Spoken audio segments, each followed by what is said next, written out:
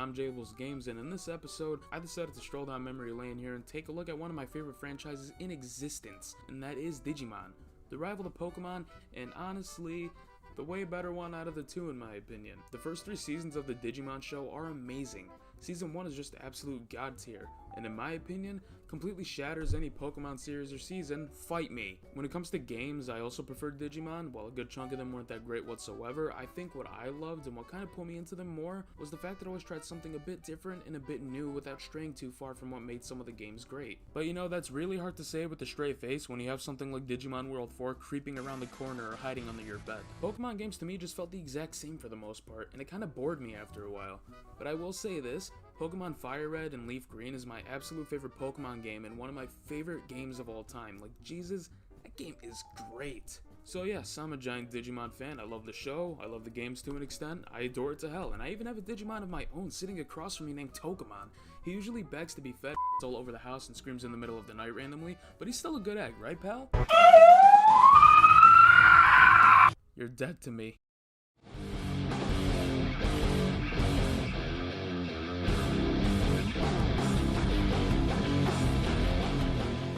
The Digimon franchise has had quite a bit of history in the video game side of things, spawning a bunch of console titles and a decent handful of handhelds. The weird thing about Digimon games is that they started out as a PlayStation exclusive for a while, starting off with the Digimon World Trilogy, Digimon Card Battle, and Digimon Rumble Arena on PS1, and later went to being a multi-platform thing for Xbox, GameCube, and PS2. Then later went back to being exclusive to PS4, and now those PS4 games are on Switch and Steam. It bounced around quite a lot, but yeah, enough stalling, let's get digital.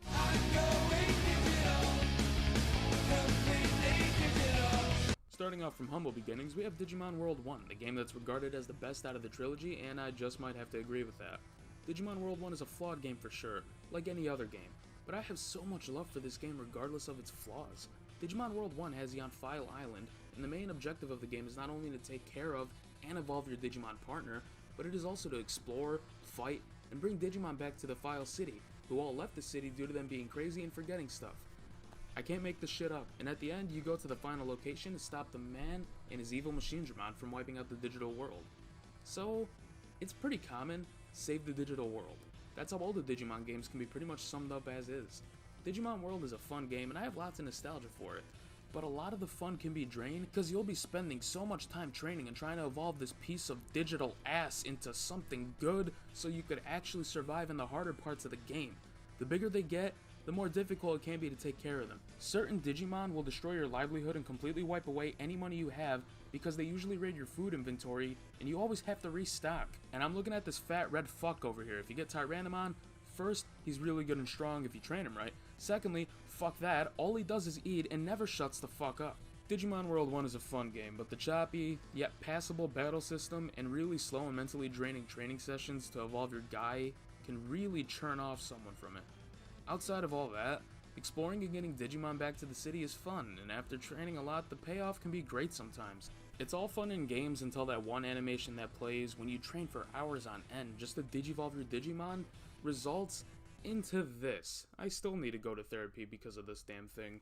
Moving on to Digimon World 2, or as I like to call it, Digimon World Fuck This. Digimon World 2 is just not that great. You go from a cool and fun concept like World 1 to a choppy, slow, and boring turn-based dungeon crawler. It's such a weird transition, and it's not a good one either.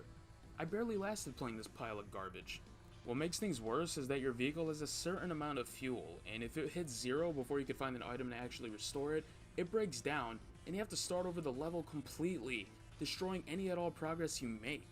This is what I dealt with in my experience continuously.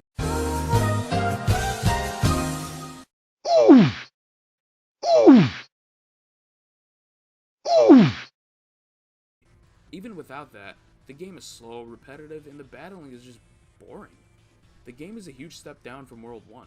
This is the one Digimon game I haven't gone back to in years, not just because I can't find another copy, why the hell is it priced this high, it shouldn't be, but it's because I absolutely cannot stand it. Digimon World 3, now this title in my eyes is a decent game, despite the glaring issues.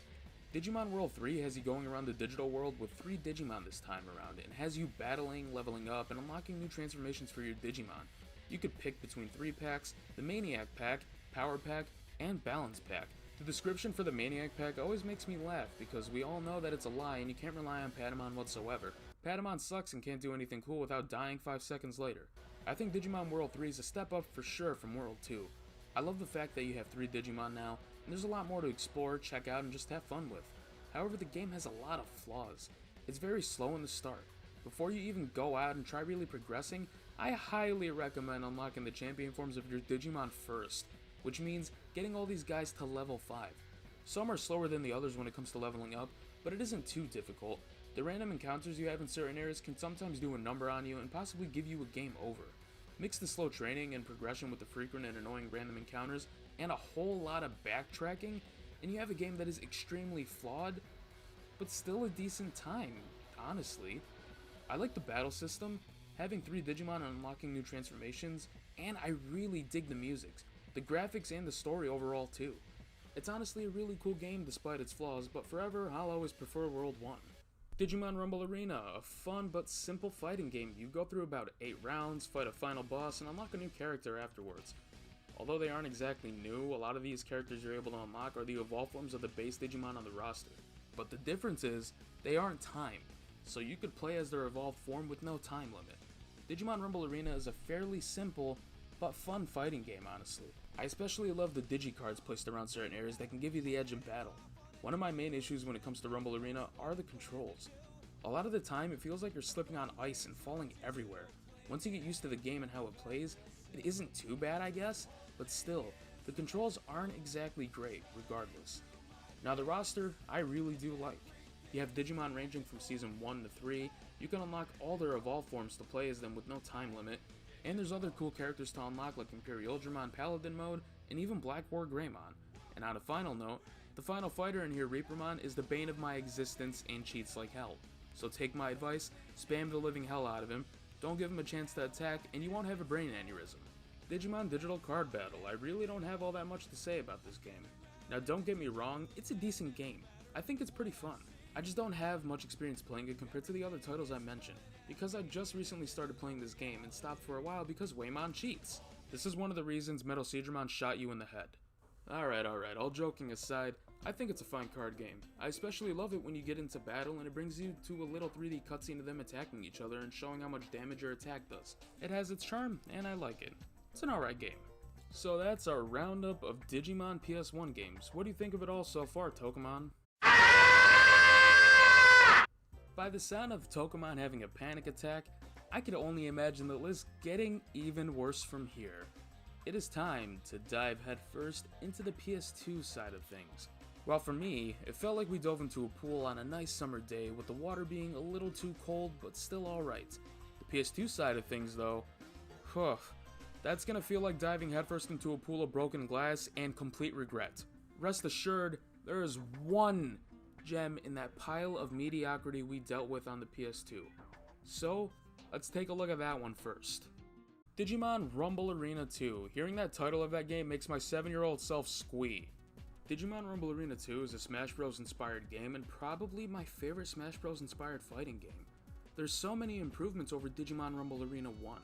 More attacks for everybody, more places to fight in, newer characters we haven't seen in the original game, more modes to play in with friends too. The story mode was much better. Going on a little map and choosing a path to a mystery boss Digimon to fight and unlock was always fun, and you were always met with surprises along the way. It could be an ambush by another Digimon you can unlock, or an opportunity to play a new game mode and unlock it so you could play it any time. The game introduced us to more boss Digimon for the roster, most notable ones being Omnimon and Diaboromon from the movie. Anyone that picks Diaboromon are the same people that pick Meta Knight and Brawl. You all disgust me. Despite all the good I find, there is missed opportunities and poor decisions. The Digivolving in this game is fantastic. You start from Rookie and Digivolve up in battle with no time limit. You stay at your form until you're KO'd to life, then you respawn de-Digivolve. My biggest issue though when it comes to that is with Agumon and Gabumon, since they both have Wargarurumon and Metal Greymon. They aren't in the game. You can't Digivolve to them. You can only get their champions and their Megaforms. Digivolution with everybody else is fine though. Some weird decision making with the roster as well. Impmon, Wormmon, Renamon, and Terriermon are all cut from Rumble Arena 2, and a couple were replaced by Palamon and Patamon to complete the Season 1 character roster. The roster isn't just the issue, but the controls too. It's manageable, but I would be lying if I didn't mention how clunky it could be sometimes. Better than Rumble Arena 1 though. All my friends laugh at me when I play Rumble Arena 2 because I go into a complete panic mode figuring out the jump button and completely forget that it's triangle. Why the hell would anybody place a jump button as triangle? Rumble Arena 2 is by far the best we've gotten out of the PS2 titles in my opinion. It's so fun. Unfortunately, it goes downhill from here. Let's take a look at the last 2 games on our journey for today. Brace yourselves and pray for me, please. Digimon World 4, dear God.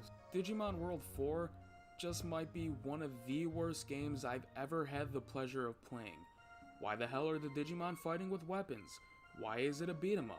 Why do they squeak when they get hit? What the fuck is that? Why do they walk like they have a vibrator launched in their asses? Why does this game even exist? Digimon World 4 is a linear beat 'em up title that is occasionally a platformer in a few areas, and it's the worst thing ever. The controls barely work, you have like 2 moves, you're smashing the square button 90% of your playthrough, even switching to other weapons. It doesn't exactly change much at all. Different weapon, still the same shitty controls and shitty game. It's funny because a lot of the mediocre Digimon games you see have a neat concept to them, even World 4, but they're always so poorly executed and it becomes this giant stain on the franchise's reputation. At this point, they really should have stopped at World 1. The final game to look at on this list is Digimon World Data Squad. Oh my god, another World game? The final game to look at on this list is Digimon World Data Squad.